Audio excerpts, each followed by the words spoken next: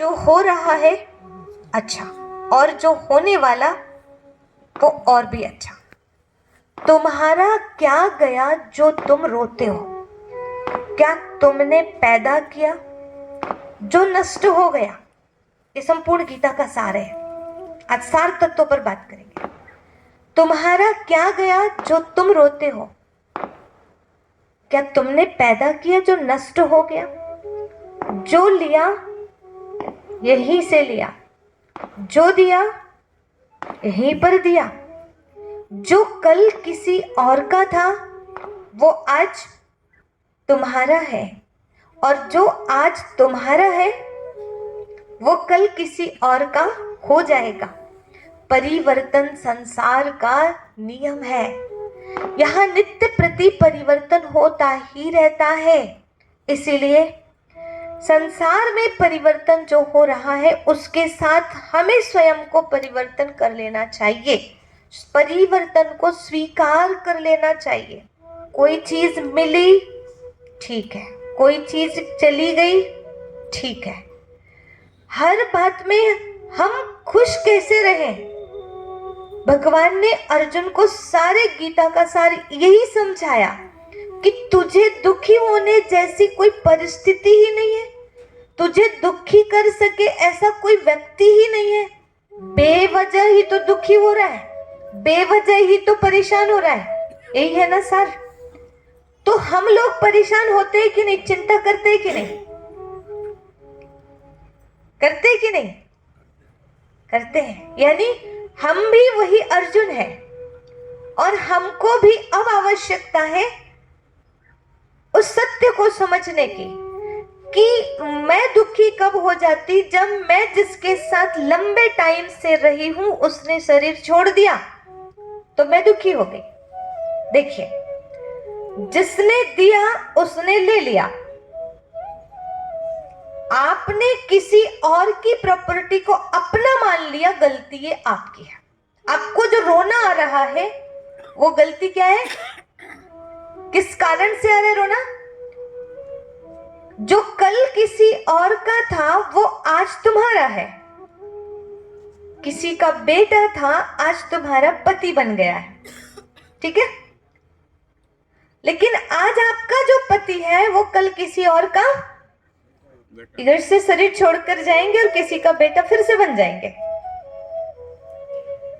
ठीक है? कहीं से वो आए हैं, किसी के दादा थे वो आपके बेटे बन गए आज।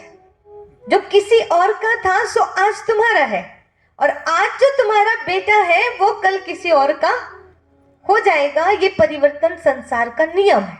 इसलिए कहा, एक लीक चलता नहीं, बदले हर पल रंग, और वही सफलता पाएगा जो चले समय के संग। रीति पकड़कर मत कभी बैठो होकर शांत, परिवर्तन सबसे बड़ा जीवन का सिद्धांत। परिवर्तन के सिद्धांतों को स्वीकार करो। भीष्म ने भी प्रतिज्ञा की, कृष्ण ने भी प्रतिज्ञा की। भीष्म ने प्रतिज्ञा की कि सिंहासन पर जो बैठेगा मैं उसकी रक्षा करूंगा अंत तक। कृष्ण ने प्रतिज्ञा की किसी भी परिस्थिति में शस्त्र नहीं उठाऊंगा, लेकिन समय देखकर कृष्ण ने प्रतिज्ञा तोड़ दी, और भीष्म ने अपनी वो पुरानी बातें, पुरानी परंपरा कहो, पुरानी प्रतिज्ञा, उसको पकड़ के रखा। क्योंकि भीष्म को इतनी समझ नहीं है कि समय अनुसार जब इस सिंहासन पे अंधे बैठ चुके हैं, दुराचारी लोग बैठ चुके हैं, तो उनकी रक्षा करने बैठोगे आप? आपको अपनी प्रतिज्ञा तोड़नी चाहिए। लेकिन उन्होंने अपनी प्रतिज्ञा तोड़ी नहीं, और लास्ट में कहा, जब अर्जुन ने उन्हें मार गिराया तब कहा कि जब जब कोई भी व्यक्ति अपनी प्रतिज्ञा का दास बन जाएगा, अधर्म का साथ देगा, तब तब एक कोई अर्जुन आएगा और इसी तरह मार गिराएगा। तो आपकी प्रतिज्ञा क्या है? आपके पूर्वजों ने प्रतिज्ञा कर रखी है, हर वर्ष मुझे एक बलि चढ़ानी है। अब उस परंपरा को आप लेके चलोगे? क्या बलि चढ़ाना अच्छी बात है? कौन सी देवी चाहती है बकरी की बलि? चाहती है? पूर्वजों से जो परंपरा आई है आज तोड़ना पड़ेगा कि नहीं? प्रतिज्ञा तोड़नी पड़ेगी कि नहीं? हम यदि नहीं तोड़ेंगे तो हम भीष्म की तरह रोते हुए जाएंगे। ठीक है, हमें कृष्ण की तरह बनना है। समय देखकर चेंज कर लेना अपने आप को। ठीक है, वो प्रतिज्ञा उस समय की थी, लेकिन अभी ये ठीक नहीं है, अभी मुझे बदलना पड़ेगा। ऐसे ही दशरथ जी ने प्रतिज्ञा कर रखा था। कौन सी? कि समय आएगा तब वर मांग लेना, हम वर दे देंगे कैकेयी को। और उन्होंने समय आया, उल्टा सुल्टा वर मांग लिया। और दशरथ जी को क्या करना पड़ा? क्या करना पड़ा? राम जी को घर से निकालना पड़ा। तो यहां पर कृष्णा गीता ज्ञान जो दाता है वो हमें समझा रहे हैं। क्या समझा रहे हैं? कि आपको किसी भी तरह से समय आने पर अपने आप को चेंज करने की जरूरत है। तो अर्जुन को क्या समझाया? पूछते हैं, कश्चित तच्छ्रुतम पार्थ ते एकाग्रेण चेतसा कश्चित ज्ञान सन्मोहा प्रनष्टस्ते धनंजया। क्या तूने एकाग्रता पूर्वक ज्ञान को सुना? इस गीता ज्ञान को सुना, पूरा ज्ञान सुना दिया और कहा क्या तूने एकाग्रता से इस ज्ञान को सुना? और सुन करके क्या तेरा मोह नष्ट हो गया? और यदि तेरा मोह नष्ट हो गया तो क्या मैं जो कह रहा हूं वो करेगा? तो अर्जुन क्या कहते हैं? अर्जुन कहते हैं, नष्टो मोहा स्मृति लब्धा त्वत्प्रसादान म्याच्युत स्थितो अस्मि गत संदेह करिष्ये वचनम तवा। मैं नष्टो मोहा हो गया, मेरा मोह नष्ट हो गया और मैंने आपकी स्मृति को प्राप्त कर लिया है। और अब आप जो कहेंगे, तो कहते करिष्ये वचनम तव, आप जो कहेंगे सो मैं करने के लिए तैयार हो गया हूं। तो अर्जुन ने सारी गीता सुनकर अपने आप को तैयार कर लिया और मोह नष्ट हो गया। जो शुरुआत में प्रथम अध्याय में अर्जुन को मोह जाग गया था, वो मोह जो है अर्जुन का 18वें अध्याय में क्या हुआ? क्या हुआ? समाप्त हो गया। तो अर्जुन का काम बन गया। पर हमारा क्या होगा? हमने भी गीता सुन ली, हमने भी बहुत सारी बातें समझ ली, महाभारत से, रामायण से, गीता से, लेकिन आज समय आ गया है कि अब हम अर्जुन की तरह रेडी हो गए हैं युद्ध करने के लिए। युद्ध के लिए तैयार हो गए हैं। तो सुनिए, युद्ध किससे करना है, काहे से करना है? तो ये बातें हमने शुरू में देखी है, पर सार रूप में यदि हम देखें तो वो ऐसे है। ये आधुनिक महाभारत काल चल रहा है। उस बार भी महाभारत हुआ था। महाभारत में लिखा था कि जब देखना घर घर में ऐसी महाभारत होने लगे तो समझ जाना कि महाभारत काल आ चुका है। वो महाभारत वाले दिन आज दिखाई देने लगे हैं। आज भी दुर्योधन, दुशासन और जैसे लोग, कर्ण जैसे, भीष्म जैसे, द्रोण जैसे लोग हैं इस धरती पर। और ऐसे समय पर स्वयं गीता ज्ञान दाता परमात्मा भी आ चुके हैं। और जैसे उस बार अर्जुन को गुप्त रूप से गीता ज्ञान दे रहे थे, ऐसे ही अभी गुप्त रूप से गीता ज्ञान दे रहे हैं। और उस गीता को सुनकर कई नष्ट मोह बन चुके हैं, जिसके लिए दुनिया में क्या कहते हैं, अरे ब्रह्मा कुमारी इसमें सोच समझ के जाना, वहां सब छूट जाएगा, सब छुड़ा देंगे। यहाँ के लिए वो बात फेमस है, बहुत प्रसिद्ध है नहीं है? ये बात ही हमें याद दिलाती है कि यहाँ पर गीता ज्ञान दाता ही ज्ञान दे रहा है और हमें नष्ट मोह बना रहा है। आज यहाँ से जुड़ा हुआ व्यक्ति अनेक कार्य छोड़ देगा, पर सुबह अमृत वेला उठना नहीं छोड़ सकता, वो सुबह का मेडिटेशन नहीं छोड़ सकता, वो सुबह की मुरली क्लास नहीं छोड़ सकता।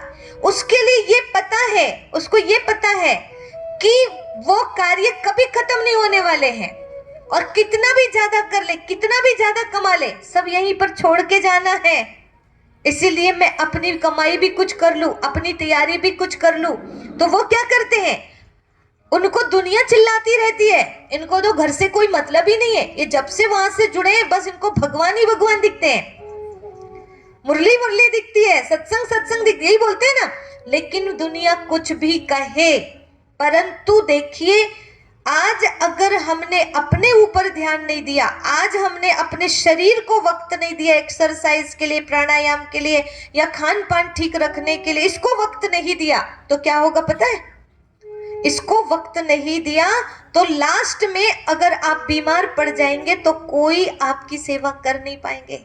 2-4 दिन करना सबको अच्छा लगता है और लंबे टाइम फिर सबको क्या आने लगता है?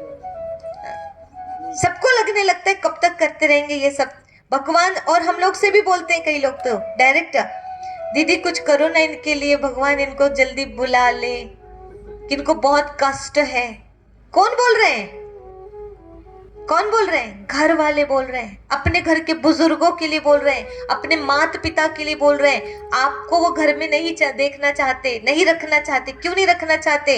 इसलिए नहीं रखना चाहते क्योंकि आप किसी काम के नहीं है और वो सोचते हैं ये रूम खाली करें, कम से कम तो रूम हमें मिले। बुजुर्ग व्यक्ति की वैल्यू तभी होगी जब वो किसी काम का होगा। और आपका शरीर बीमार है, आप किसी काम के नहीं है, तो आपको घर में उतना सम्मान नहीं मिलेगा। इसीलिए आप जितना बच्चों के पीछे भागते हो उतना अपने शरीर के लिए भी थोड़ा ध्यान दीजिए, शरीर पर ध्यान दीजिए। ये खुद घर वाले काम नहीं आने वाले लास्ट में। आप देख रहे हैं दुनिया की हालात, आज कितने वृद्धाश्रम खुल चुके हैं। किस लिए खुले हैं? हमने गलतियां की है। तो इसलिए शरीर को वक्त दो, ये आत्मा के पुण्य कर्म के लिए अपने लिए वक्त दो, क्योंकि ये मेरे पुण्य कर्म ही मुझे अंत में काम आएंगे, कई जन्म काम आएंगे। आपको क्या लगता है बुजुर्ग अवस्था में हमारे बच्चे सेवा करते हैं? बच्चे के रूप में ही करते होंगे, लेकिन मेरे कर्म ही सेवा करते हैं। करते कि नहीं करते?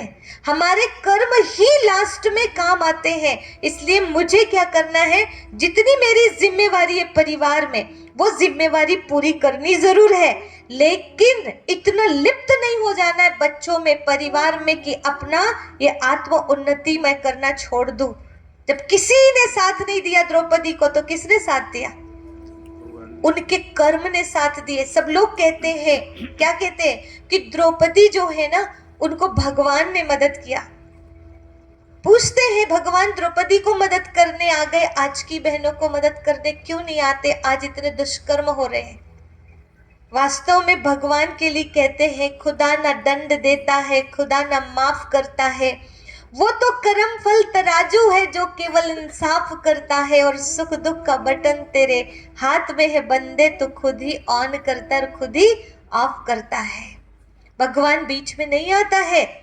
उस समय भगवान बीच में नहीं आए थे, उस समय द्रौपदी के कर्म बीच में आए थे। द्रौपदी ने जब भगवान शिशुपाल को मार रहे थे, उस समय सुदर्शन चक्र चलाने से अंगुली कट गई, रक्त बह रहा था। उस टाइम उन्होंने अपनी साड़ी को फाड़ करके बांधा था। तब कृष्णा ने कहा था, द्रौपदी एक एक धागे का, इस कपड़े के एक एक धागे का कर्ज समय आने पर चुकाऊंगा। और कहा, दिया दंड श्री कृष्ण ने, किसको? जब वो शिशुपाल को मार रहे थे तब क्या कहा? दिया दंड श्री कृष्ण ने, खंड किया अभिमान, और आंचल चीरे द्रौपदी बांध रही भगवान। प्रेम आंचल में बंध गए, दिया वचन फिर आप, इस ऋण के भुगतान को जग न सकेगा माप। मैं इस ऋण को चुकाने एक समय आऊंगा। अब हमारा जो है ऋण भगवान के खाते में है ही नहीं है, तो भगवान चुकाने कहां से आएंगे? यानी भगवान के लिए, समाज सेवा के लिए, श्रेष्ठ कार्य के लिए हम तन मन धन लगाएंगे, तब जा करके समय आने पर वो हमें काम आएगा। लेकिन हमने कुछ किया ही नहीं है समाज कल्याण का कार्य, अच्छे कार्य में धन लगाया ही नहीं है, तो समय आने पर हमें भी धन नहीं मिलेगा, समय आने पर हमें किसी प्रकार की मदद नहीं मिलेगी। इसलिए भगवान कहते हैं, अगर हम मदद करते तो हम तो सबको मदद कर देते, है ना, लेकिन हम मदद नहीं करते हैं, ये लोगों के कर्म खुद आते हैं। इसीलिए द्रौपदी ने बोला भगवान से कि आप इतना लेट क्यों कर गए, मेरी भरी सभा में इतना अपमान हुआ। तो बोले हम कहाँ बीच में आते और जाते हैं, आपने जब बुलाई तब हम आए। और पहली बात, तुम्हारा अपमान जो हुआ तुम्हारे कर्मों से हुआ। तुमने भी तो भरी सभा में अंधे की औलाद अंधे बोल दिया था, दुर्योधन को अंधे की औलाद अंधे बोल दिया था। वो तो अंधे की औलाद था ही, तुमको बोलने की क्या जरूरत थी। सभ्य लोगों को अपनी वाणी को संभाल के रखना चाहिए। तुमने किसी का अपमान किया, उसने तुम्हारा अपमान किया, तो फिर क्यों आ गए मदद करने। तो बोले नहीं, तुमने हमें मदद किया तो हम भी टाइम पर पहुंच गए ऋण चुकाने के लिए। समझ गए, हमारा बुरा होता है तो हमने कभी गलत किया था उसका परिणाम हम भुगतते हैं, और हमने अच्छा किया था उसका परिणाम हमें मिलता है। इसीलिए कभी किसी पर अंगुली नहीं उठाना, दोषारोपण नहीं करना, ये गीता का सार है। ठीक है, तो अभी महाभारत सा युद्ध न हो अन्याय की कोई बात, तो चलो अब हम हो ले उसके साथ जो करे कृष्ण के जैसी बात। ठीक है, अब वही काम करना, उसी राह पर चलना है जिसमें गीता का ज्ञान है, जहां पर गीता का ज्ञान मिल रहा है और मुझे कर्मों पर ध्यान दिलाया जा रहा है, जहां केवल आशीर्वाद, आ जाओ आपके काम बन जाएंगे, आशीर्वाद ले लो। आशीर्वाद से काम नहीं चलता। आशीर्वाद भी मिलता है लेकिन कोई खुश होकर दिल से देता। हम जानबूझ के कहें मेरे सिर पे हाथ रख दो, ये बात अलग हो जाती। कोई रख भी दे पर वो दिल से कहाँ निकलता है। कुछ किया हो तो दिल से निकलता है ना। तो आशीर्वाद लेना ये कर्मों पर ही निर्भर करता है। और हम भागे जाएं कि फलाने महात्मा के पास चली जाऊं मैं और उनसे आशीर्वाद ले लूं मैं, मेरा काम बन जाए, तो ये तो मुश्किल है। इसीलिए हमें कर्मों पर ध्यान देना है, ये गीता का सार है। ठीक है, तो पूरे ग्रंथों का सार ये है कि आपके अंदर दो प्रवृत्ति है, एक दैवी प्रवृत्ति और एक आसुरी प्रवृत्ति। आसुरी प्रवृत्ति कब से बढ़ी है ये हमने कल समझा था। कब से बढ़ी है? जब द्वापर युग आया। इस सुबह के सत्र में समझा था कि द्वापर युग जब आया तो द्वापर युग से हमारे अंदर अच्छाई भी थी और बुराई भी आ गई। कैसे आई, बुराई कैसे आई, इसको थोड़ा हम गहराई से समझते हैं। एक बार क्या हुआ, भगवान ने जब दुनिया बनाई उस समय भगवान ने आदम हव्वा को बनाया, उस समय मनु शत्रुपा को बनाया, एडम इव को बनाया। ये हर धर्म में अलग अलग बातें आती है। आदम हव्वा मुस्लिम धर्म में कहते हैं, क्रिश्चियन धर्म में एडम इव कहते हैं और अपने धर्म में मनु शत्रुपा कहते हैं।